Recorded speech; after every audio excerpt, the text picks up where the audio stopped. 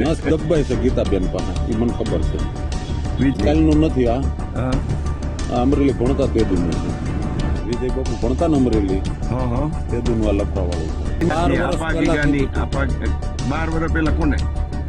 વિજય બાપુને તો આ બંધ કરો. કોઈ આનંદગીરી બાપુ એટલું જ કીધું કે તમે ધૂપી ઉપાડી લો અને જે છે એ સત્ય બોલી જાઓ, કલંક મિટાવી દો, પછી જિંદગીમાં કલંક નહીં લાગવા દેતા. કે ધૂપીઓ નથી ઉપાડવું.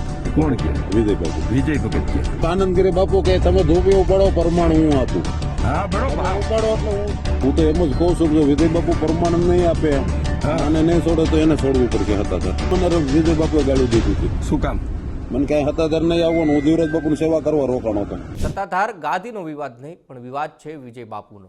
અને વિવાદ એટલા માટે એક મહિલા ગીતાબેન વ્યાસ કરીને એમના સાથેના સંબંધોને લઈને ઘણી બધી વાતો થઈ. આપા ગીગાના જે મહંત છે નરેન્દ્ર બાપુ, તેમણે પણ કેટલા બધા પુરાવા આપ્યા, એમણે ઘણા બધા આક્ષેપો પણ કર્યા, દસ્તાવેજો પણ બતાવ્યા. પરંતુ એક એવો ઓડિયો ક્લિપ વાયરલ થયો છે કે જે વિજય બાપુના પૂર્વાશ્રમના ભત્રીજા છે અને અત્યારે એક જગ્યા ઉપર મહંત પણ છે. અને એમનો ઓડિયો ક્લિપ વાયરલ થતાં ફરીથી એક વખત સત્તાધાર ગાદી અને સાથે જ વિજય બાપુ અને ગીતાબેનના જે સંબંધો છે ચર્ચાઓમાં આવ્યા છે. શું છે આ ઓડિયો ક્લિપમાં પહેલાં જોવું જરૂરી છે અને તમે ખુદ નક્કી કરજો, કારણ કે આ ઓડિયો ક્લિપ વાયરલ થયેલી છે. પોતે અંદર શું શું વાત થઈ તેનો ખુલાસો એ પોતે એમના ભત્રીજા જે છે એ જ કરી રહ્યા છે. પહેલાં એ ઓડિયો ક્લિપ પણ આપણે સાંભળી લઈએ. વિસાવદરમાં ભાવનગર વાળા જ મને 2 ફેરું ભાવનગર ધક્કો કર્યો, મારી ઉપર કેસ કર્યો છે. પણ તમારે એક એ તો અમે કહીએ છીએ કે આને મૂકી જો એટલે બધું રેડી. હું તમને કહું કે મૂળ પ્રશ્ન તો શેનો છે ભાઈ? ગીતાબેન નો ગીતા છૂટી કરો ને એને શું કામ છે? એને તમારે 12 વર્ષ આપા પહેલા ગીગાની કીધું હતું. 12 વર્ષ પહેલા કોને? વિજય બાપુને મેં તો આ બંધ કરો. એટલે તે દી સંસારમાં આવીશો ને તમે પાછા? હા તો શું કીધું એને?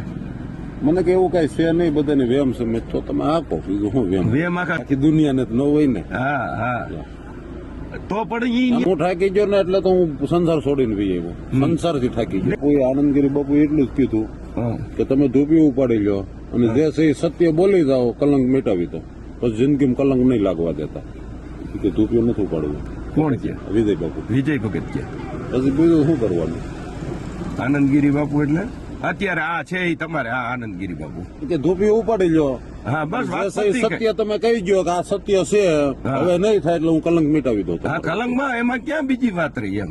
અને ઈ તો અમે 10 વખત કીધું ધૂપિયું ઉપાડવું નથી, ખાલી એમ નમ તમે કહી દો ને, કારણ કે એને ઈ તો ખબર છે ને કે ધૂપિયું ઉપાડે હારા વાત નથી, ઈ તો એને ખબર પડે છે. હા એમ ધૂપી ઉપાડે હારાવાટ નથી એમ ધૂપી ઈ તો એને ખબર છે. ઊંચું ન થાય ધૂપીઓ. હા ઊંચું ન થાય એમ. આનંદગીરી બાપુ ઈ ક્યારે કીધું? બધો લોસો હતો ને તઈ જ ગયા, હમણાં જ ગયા હતા. હમણાં અત્યારે ઓલા સાધુ સંતોની બેઠક જયારે આ થઈ હતી ને, હા, એની પહેલા 3 દિવસ ગયા એની પેલા 3 દિવસે તો ના પાડી ભગતે. શું કીધું? ધૂપિયું ઉપાડ્યું એમ. ધૂપીઓ નથી ઉપાડવું. પણ તમે પરમાણ આનંદગીરી બાપુ કે તમે ધૂપીઓ ઉપાડો, પરમાણ હું આપું. હા બરોબર. તમે ઉપાડો એટલે હું જે દુનિયામાં 50 જણા ઉભા હોય ને 50 માં 5 જણા એમ કે બાપુ આ પરમાણ જોઈ તે પ્રમાણ હું બેઠા બેઠા અપાવી દેવું. કે પછી હું જોઈ તમારે બીજું કે નહીં એ કઈ વાંદરાઓને પ્રમાણ નથી આપવું બાપુ. કે ને બાપુ તો કોઈ પૂછવું આવે ને, જો તમારે તો હું તો સત્યના માર્ગે ઉભો છું, આવેલો છું ને, હું તો એમ જ કહું છું કે વિજય બાપુ પ્રમાણ નહીં આપે અને નહીં છોડે તો એને છોડવું પડશે. હતાધાર શું વાત કરો છો? હતાધાર છોડવું પડશે? છોડવું જ પડે ને, તો પછી આમનામ રહે તો એ બાપુ આવે પછી ખબર પડે. લાવવામાં હતા ને પછી વચ્ચે મુક્તાનંદ બાપુના આશ્રમમાં મીટિંગ થઈ હતી. હા થઈ હતી આજથી 8, 10, 11 વર્ષ પહેલા. હા થઈ હતી. ત્યારે વિજય બાપુએ કીધું હતું હા કે હવે મારે જે હતું એ પૂરું થઈ ગયું. ગીતાબેન હવે મારે કઈ નહીં. હતા ધર્મ નહીં. જીવરાજ બાપુએ જવાબદારી લીધી હતી. જીવરાજ બાપુએ જવાબદારી નહોતી લીધી. જીવરાજ બાપુ એમ કીધું કે આને કાઢી મૂકો, એટલે મેન મુક્તાનંદ બાપુએ જવાબદારી લીધી. હા તો હવે મુક્તાનંદ બાપુની વાટે છે બધું. મુક્તાનંદ બાપુએ ત્યારે એમ કીધું હતું કે આમાં કઈ નહીં થાય હવે. હા બરાબર. સાધુ સમાજના ઉપપ્રમુખ મુક્તાનંદ બાપુએ જ એને બનાવ્યા છે વિજય બાપુ. હા બરોબર છે. એટલે મુક્તાનંદ બાપુ કુંભમાં વી ગયા છે. હા ઈ તો બરાબર છે. પણ વસંત પંચમીનું સ્નાન જાય પછી જ આવશે, ત્યાં સુધી નહીં આવે. હા નહીં આવે. બરોબર છે. બરાબર. એટલે આ ચર્ચા થઈ છે. મુક્તાનંદ બાપુ એમ કીધું છે કે હું આવું પછી એનો રસ્તો શું છે મને પછી ખબર પડશે. સદાનંદ બાપુ અહીંયા આવ્યા હતા ને અમારા આશ્રમ અઠવાડિયે હોય. હા સદાનંદ બાપુ અઠવાડિયે પણ એમ વિજય બાપુ ભેગા છે. હું તો દર્શન કરવા મેં ભાડ્યા તો હું તો નહોતો ઉભો થઈને ગયો. બોલાવ્યો પછી હું ગયો, નકર હું જાતે નહીં. આપણને ખાતા ધર્મ ના પાડી દીધી. ખાતા ધર્મ નહીં આવતો તું. કોણે કીધું? મને કોણે એવું કીધું? જીવરાજ બાપુ બીમાર હતા ને જયારે જીવરાજ બાપુ બીમાર હતા, જનકભાઈ ભનુભાઈ ની સેવામાં હતા. ભનુભાઈ લાલાવદર વાળા ભનુભાઈ બહુ સેવા કરી. ભનુભાઈ હસ્તક મને ગાળું દીધી હતી. ભનુભાઈ ભનુભાઈ હામાં બેઠા હતા ને મને વિજય બાપુએ ગાળું દીધી હતી. શું કામ? મને કઈ હતાદર નહીં આવવાનું, હું દેવરાજ બાપુની સેવા કરવા રોકાણો હતો. હા હા. વેતી નથી થયો ને હતાદરમાં કોઈનું કામ જ નથી, આવતા જ નહીં કે. કા શું કામ? એને કે આ કઈ થોડી તમારી પેઢી છે. મેં તો કહી દીધું, મેં કીધું આ આપણે મોહન બાપાને ખાતે નથી કરી દીધું. આ તો મુંડિયાનો માલ કોઈ છે. સેવક ગણ અહીંયા આવી શકે, કોઈ ના ન પડાય તમારે દર્શન કરવા આવે, બાપુનું દર્શન કરવા આવે, ના ન પડાય તમારથી. બધા તમને ગાળી હોતી દઈ દીધી એને. આપણે તો કઈ એવું ગણતા નથી, આપણે તો બીવે છે શું કામ એ જ નથી ખબર પડતી. હવે નસ દબાતી છે, નસ દબાય છે ગીતાબેન પાસે, એ મને ખબર છે. કાલનું નથી આ. હા અમરેલી ભણતા તેદુનું છે. વિજય બાપુ ભણતા ને અમરેલી હા. તેદુનું આ લફરા વાળું છે. શું વાત કરો છો તમે? કોક નું છે તો ઈ આ કેટલા વર્ષ જોવાની વાતનું છે. જુવાની વખતનું? ભગવાન બચાવે. ના પણ મારું તો કહેવાનું એક જ છે કે જો એને સંસારનું સુખ જોતું હતું તો સાધુ થવું નહોતું. ઈ વાત. અને દિગંબર બાપુ જીવતા એને કીધું તો હતાધર ગયા ત્યારે હા. તો હતાધર જાશો પણ સફેદ કપડા છે, ડાઘ ન પડે, ધ્યાન રાખજે. દિગંબર બાપુએ હા, ડાઘ ન પડે, ધ્યાન રાખજે, નકર કોઈ બચાવી નહીં શકે. તો હવે પૂરું થઈ ગયું. જો દિગંબર બાપુએ જો આ વસ્તુ કીધી હોય તો હવે આમાં કોણ બચાવી શકે? અને એ વાતે સાચી છે ને કે ભાઈ સફેદ કપડા છે, દાગ નો લાગવા દેતો. અને તોય મેં તો એને કીધું, સમાચાર મોકલ્યા હતા, મેં કીધું તમે કહી ગયો વિજય બાપુના કે ડિંગોર બાપુના ધૂણે આવી જાય, હા. અને ધૂણે આવીને એમ કહી દે કે આ બધી બાપુ મારી ભૂલ થઈ ગઈ છે, બાપુ સાંભળે છે, એનો હજી કલંક મીટી દે.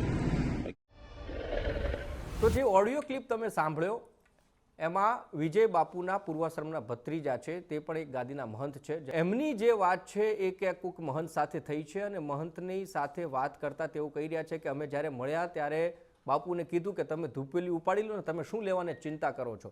સૌથી મોટો ખુલાસો એમ કર્યો છે આજકાલનું નથી, ગીતાબેન વ્યાસ સાથેનો સંબંધ અમરેલીમાં જ્યારે કોલેજમાં ભણતા હતા ત્યારથી આ સંબંધ છે એ વિજય બાપુ અને ગીતા વ્યાસ વચ્ચે છે, તેવો પણ ઘટસ્ફોટ આ ઓડિયો ક્લિપની અંદર થયો છે. સત્તાધારમાં માનવાવાળા તમામે શ્રદ્ધાળુને ખબર છે કે જો એક વખત ધૂપેલી ઉપાડી લેવામાં આવે, કોઈ ટેક રાખેલી હોય, ન વિજય બાપુની વાત નથી પણ કોઈ પણ વ્યક્તિ, જ્યારે સૌરાષ્ટ્રમાં એવું એમનામ પણ કહેવામાં આવે છે કે તું સાચો તો સત્તાધારનું ધૂપેલી ઉપાડી લે. એ ધૂપેલી ઉપાડી એટલે એક પ્રમાણ છે કે ભાઈ આના ખોળિયામાં ખોટ નથી. પણ આ ઓડિયો ક્લિપની અંદર જ્યારે આ વાત થઈ ત્યારે વિજય બાપુ એમ ના પાડી દે છે કે હું સત્તાધારનું જે ધૂપેલિયું છે એ નહીં ઉપાડું. એટલા માટે ફરીથી એક પ્રશ્ન ઊભો થયો છે કે જે તે વખતે બેઠક થઈ હતી એમાં જીવરાજ બાપુ જીવિત હતા, મુક્તાનંદ બાપુ હતા અને અન્ય મહંતો પણ હાજરીમાં, જ્યારે એમણે એમ કહ્યું હતું કે આજ પછી હવે આ પ્રકારની ભૂલ નહીં થાય, એ ભૂલ ફરીથી થઈ છે. અને થઈ છે તો પછી ગીતાબેન બાબતે કેમ કોઈ મૌન વિજય બાપુ નથી તોડતા, એ પણ પ્રશ્ન જ છે. હવે નક્કી એ શ્રદ્ધાળુએ કરવાનું છે, ભક્તોએ કરવાનું છે કે ખરા અર્થમાં સાચું કોણ છે. જોકે નરેન્દ્ર બાપુ એમ કહી ચૂક્યા છે કોણ છે પાછળ, કોણ છે પાછળ એવું ના પૂછો, પાછળ હું છું. 3 મહિનાથી સાબિતી છે, સબૂતો જે છે, પુરાવા જે છે, હું ભેગા કરવા માટે વિજય બાપુની પાછળ પડ્યો છું. ખુદ નરેન્દ્ર બાપુ કહી રહ્યા છે. ફરીથી એક ઓડિયો ક્લિપ વાયરલ થતા વિજય બાપુની ચર્ચાએ જોર પકડ્યું છે.